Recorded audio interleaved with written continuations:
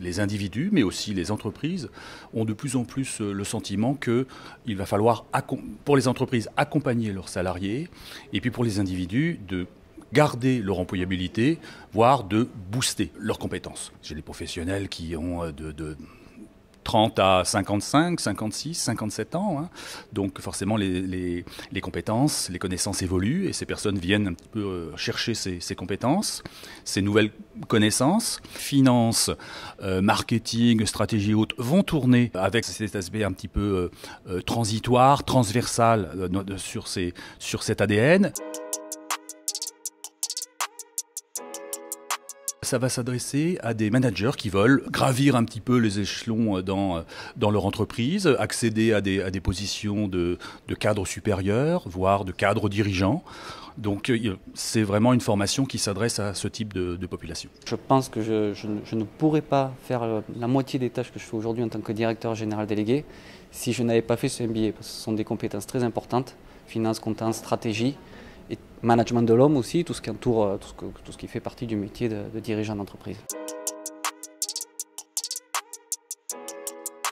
D'abord, donc booster leur carrière, augmenter leurs compétences, augmenter leurs connaissances, élargir leur réseau. Ils vont rencontrer beaucoup de leurs pairs, j'ai envie de dire, mais dans des secteurs et dans des sociétés extrêmement différentes, de taille très différentes aussi. Nous rédigeons en fait une thèse professionnelle et on participe également à une analyse stratégique d'entreprise. Et de par ces deux exercices, on est amené à rencontrer un réseau professionnel assez intense. Et là, moi, ça m'a vraiment permis de m'asseoir dans mon nouvel environnement écosystème.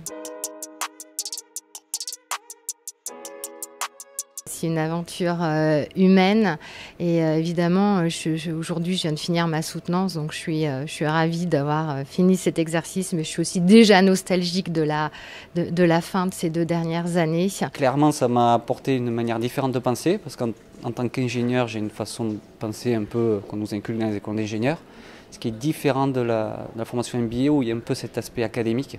Un des critères de choix important pour moi, c'était la RSE, diversité, tout ce qui est lié à la responsabilité sociale, plutôt sociétale de l'entreprise, parce que ce sont des domaines, j'ai vu comment ça impactait la vie d'une multinationale, et ça m'intéressait de bien voir comment un business model pouvait évoluer en intégrant les aspects RSE dans l'entreprise. On va avoir des enseignements plus particulièrement dédiés à cet ADN, à ces innovations managériales, à ces transitions écologiques, mais transitions aussi digitales, qui fait véritablement la particularité de Montpellier Business School au niveau de son IMBA.